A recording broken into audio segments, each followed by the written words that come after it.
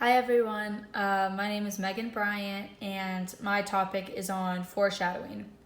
Sorry about the video, I have to record off my phone because I did the PowerPoint on Office 365, so I didn't really have a way to convert it to a video. So what exactly is foreshadowing? Foreshadowing is a literary device used to hint at events yet to come and to keep readers guessing.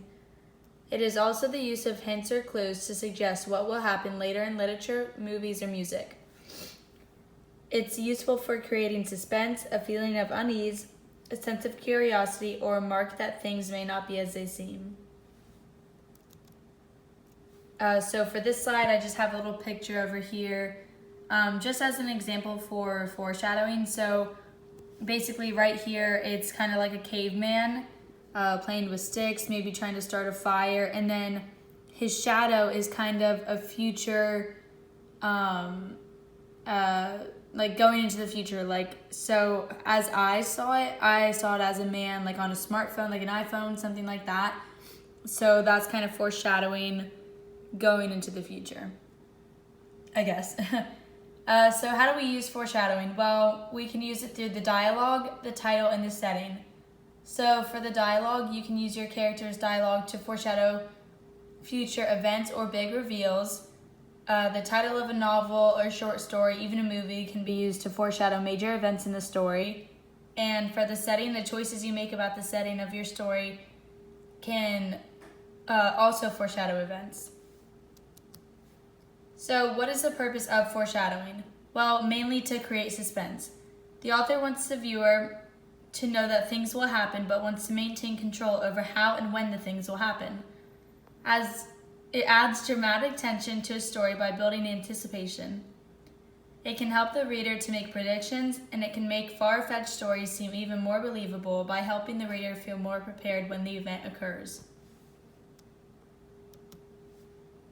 Okay, so foreshadowing in movies, I put an example to the left. I feel like everyone kind of knows The Lion King. I mean, I watched it growing up. So right here, it just says, "Come on, Dad, we gotta go, wake up." And then in another scene, it says, "Dad, come on, you gotta get up, we gotta go home." So it's kind of foreshadowing what's gonna happen at the end of the movie.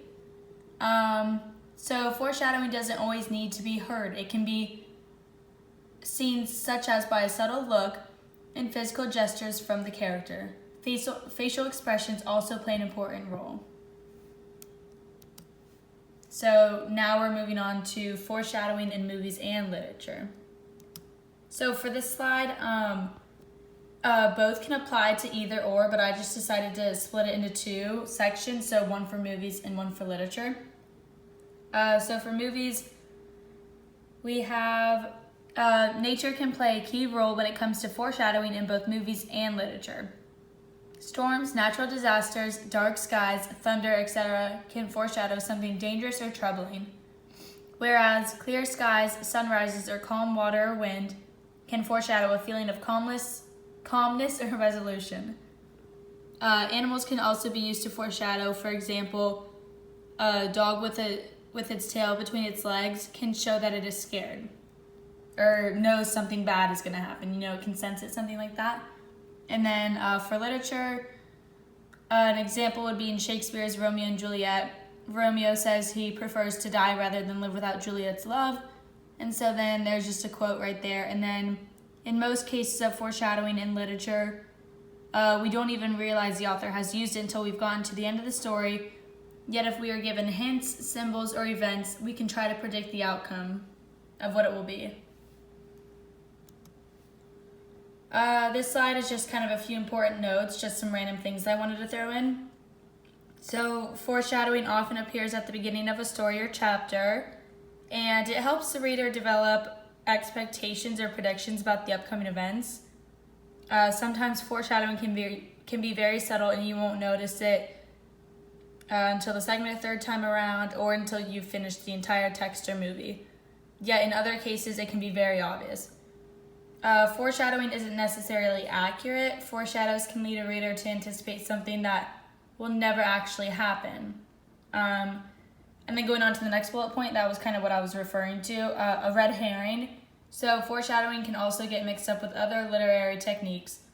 For example, a red herring is a hint that is designed to mislead the audience, whereas a foreshadow only hints at a possible outcome within the confinement of the narrative and knowingly leads the reader into the right direction. And then this is just kind of a slide for how to remember foreshadowing. So over here is the 8 laws of foreshadowing. Make it relevant, use with purpose, give the payoff, outline it in, don't overdo it, make payoffs fit, fix when revising, and get feedback. So I think the 8 laws of foreshadowing is a great example that you can refer to if you're having trouble with the with foreshadowing, or if you want to incorporate it into something. That's kind of something you can look off of. And then another great tip to kind of help you remember the definition of foreshadowing is fore means ahead and shadow means a glimpse of something without full detail. And then my last slide is just if anyone has questions, something like that. And I included this little picture about it. So that's the end. Thank you everyone for watching, and I hope you enjoyed.